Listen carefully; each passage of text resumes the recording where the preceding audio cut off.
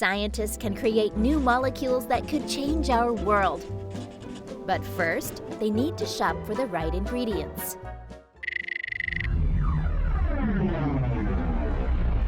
There are dozens to choose from, each one unique.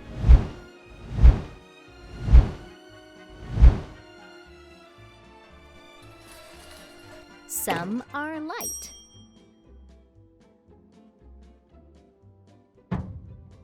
And some are heavy.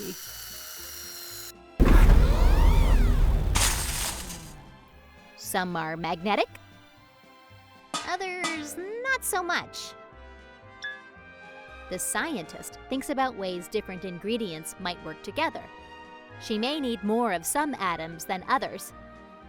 And don't forget the active ingredients. Finally, it's time to make a crystal. Shopping for just the right ingredients is just one step in the process of making a new material.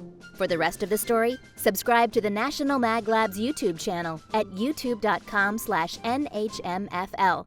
You'll be notified of the release of the upcoming summer 2019 science blockbuster, How to Make Stuff to Change the World.